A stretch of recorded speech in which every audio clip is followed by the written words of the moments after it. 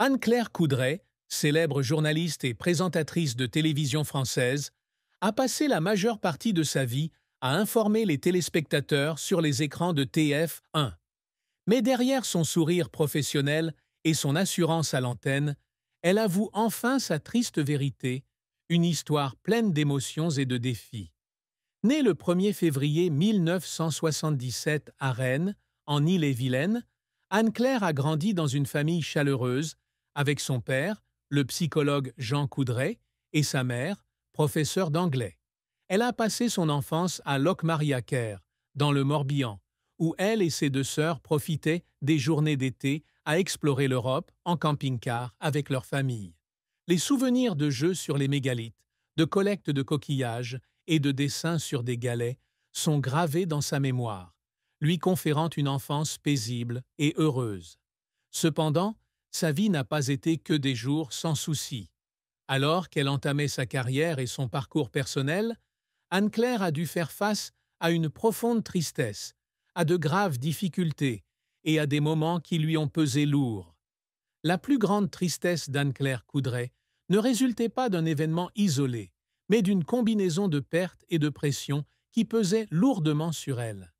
Parmi les choses qui l'ont le plus blessée figurait la mort de collègues proches et de personnalités de la télévision qu'elle respectait, comme Catherine Laborde, l'ancienne présentatrice météo de TF1, décédée le 28 janvier 2025 à l'âge de 73 ans des suites d'une maladie neurologique dégénérative à corps de Lewy.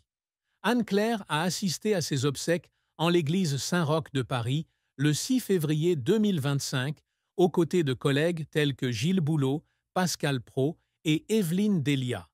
Cette perte n'était pas seulement une douleur personnelle, elle lui a aussi rappelé la fragilité de la vie, la forçant à réfléchir à son propre parcours. Elle a confié un jour, lors d'une interview, que ces moments la plongeaient dans une profonde tristesse, non seulement en raison de la perte d'un compagnon de travail, mais aussi parce qu'elle avait conscience que le temps passé ne pouvait être rattrapé. La tristesse d'Anne-Claire provenait également de la pression de concilier une carrière exigeante avec sa vie de famille. Mère d'Amalia, sa fille née en juillet 2015 avec son mari Nicolas Vix, Anne-Claire éprouvait souvent un sentiment de culpabilité lorsque son travail intense à TF1 lui laissait peu de temps à consacrer à sa fille. Elle avouait dans une interview accordée à Gala en 2023 que, malgré son amour du journalisme, elle se sentait parfois coupable de ne pas être présente aux moments importants de sa fille, comme ses représentations scolaires ou ses anniversaires. Cette tristesse, bien que discrète, était une blessure silencieuse qui la poussait à se demander si elle ne sacrifiait pas trop pour sa carrière. La pression du public et des médias, où chacun de ses faits et gestes était scruté, contribuait également à cette charge mentale, la rendant parfois épuisée et seule sous les projecteurs. La carrière d'Anne-Claire Coudray a été à la fois brillante et exigeante, ponctuée de succès et de moments difficiles.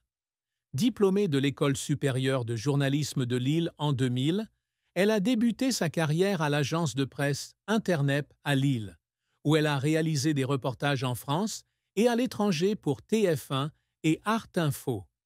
À ses débuts, elle s'est aventurée dans des zones de conflit, couvrant les grands événements politiques et interviewant des personnalités internationales, démontrant ainsi son courage et sa passion pour le journalisme. En 2004, elle est revenue à Paris et a rejoint l'équipe de l'information de TF1. Elle y a couvert l'éducation et couvert des événements majeurs tels que les Jeux olympiques de Pékin en 2008, la visite du pape Benoît XVI et l'élection présidentielle américaine de 2008. Ces expériences ont non seulement perfectionné ses compétences, mais lui ont également permis de se forger une réputation de journaliste dévoué et digne de confiance. Un moment fort de la carrière d'Anne-Claire survient en juillet 2012, lorsqu'elle remplace Claire Chazal à la tête des journaux télévisés de l'après-midi et du soir sur TF1, ainsi que de l'émission Reportage. Ce poste marque un tournant et fait d'elle l'un des visages clés de la plus grande chaîne de télévision française. À l'automne 2012, elle est nommée correspondante de TF1 aux États-Unis pour couvrir l'élection présidentielle, une mission exigeant une grande sensibilité et une grande adaptabilité. Depuis 2013, elle présente le défilé militaire du 14 juillet sur TF1 aux côtés de collègues tels que Gilles Boulot, Jean-Claude Narcy, Louis Baudin et Denis Brognard. Ce rôle a non seulement consolidé sa position, mais a également démontré sa polyvalence en tant que journaliste et présentatrice appréciée. En 2015, Anne-Claire remplace officiellement Claire Chazal à la tête des journaux télévisés du week-end de TF1, du vendredi au dimanche soir, un poste prestigieux qu'elle assume avec professionnalisme et élégance. La même année, elle donne naissance à sa fille Amalia et, pendant son congé maternité, Audrey Crespo-Mara prend sa relève aux journaux télévisés de 13h et 20h et aux émissions Grand Reportage et Reportage. Son retour après la pause témoigne de sa capacité à concilier travail et famille, même si ce n'est pas toujours facile. Depuis 2014, elle anime également les documentaires Les Restos du Cœur, tels que Les Restos du Cœur, C'est pas bientôt fini, et Restos du Cœur, Sur la route des Restos, avec Harry Roselmack, témoignant de son engagement social. En 2017, elle coanime le grand entretien avec le président Emmanuel Macron, Gilles Boulot et David Pujadas, un événement qui attire des millions de téléspectateurs. De 2018 à 2020, elle anime le MAG de 20h tous les vendredis soirs et, en 2018, elle couvre la Coupe du monde de football, démontrant la polyvalence de son rôle. Cependant, la carrière d'Anne-Claire n'a pas toujours été de tout repos. Elle a dû faire face à des critiques et des controverses, notamment lorsque certains téléspectateurs et responsables politiques ont réagi à ses reportages ou à des déclarations involontaires lorsqu'elle était présentatrice. Lors d'un journal télévisé de 13 heures, elle s'est excusée pour une petite erreur, et lors d'un autre, elle a prononcé par mégarde la phrase « Il a fumé la moquette », alors qu'elle pensait que son micro était éteint, provoquant un tollé sur les réseaux sociaux. Ces moments, aussi anodins soient-ils, lui ont inculqué la pression d'être parfaite en public. De plus, présenter les informations après les attentats terroristes en France a été un véritable défi, car elle a dû rester calme et objective, même sous le choc. Les rencontres avec des personnalités comme Grand Corps Malade, Jean Dujardin ou Sylvester Stallone étaient agréables, mais elles n'ont pas effacé le stress d'un métier qui exige toujours précision et sensibilité. Anne-Claire Coudray a dû faire face à de nombreuses épreuves, tant professionnelles que personnelles. L'un des plus grands défis est la pression du journalisme, un métier qui gruge son temps et son énergie, comme elle l'a confié dans une interview au Journal du Dimanche en 2019.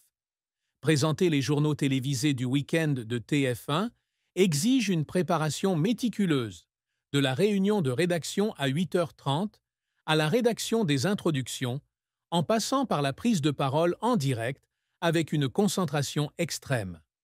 15 minutes avant l'antenne, elle et son équipe vérifient systématiquement les titres, s'assurant que les premiers mots et les premières images soient suffisants pour captiver l'audience.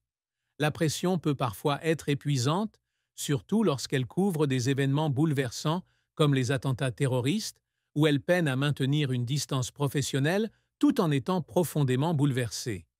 Les défis personnels ne sont pas moins importants. Enceinte d'Amalia. En 2015, Anne-Claire a eu du mal à concilier sa maternité et sa carrière professionnelle chargée. Elle a confié à Gala que, malgré son amour pour sa fille, elle se sentait souvent coupable de ne pas passer assez de temps avec elle. Les voyages professionnels, comme son voyage aux États-Unis pour couvrir l'élection présidentielle de 2012, l'ont éloignée de chez elle pendant des semaines, ce qui était difficile pour elle, jeune et célibataire.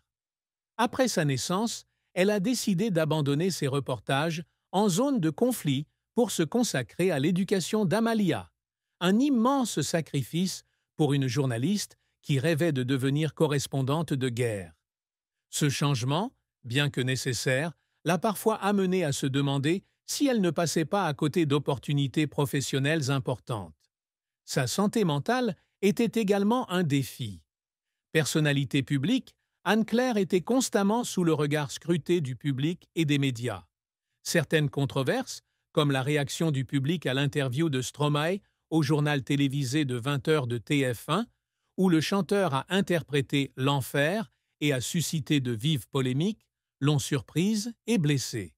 Elle a un jour exprimé son choc face aux critiques lors d'une interview, craignant de ne pas avoir géré la situation de la meilleure façon possible. De plus, sa participation à des événements majeurs, comme le grand entretien avec le président Macron ou la marche du 14 juillet, l'a obligée à donner le meilleur d'elle-même, malgré la pression personnelle et la fatigue.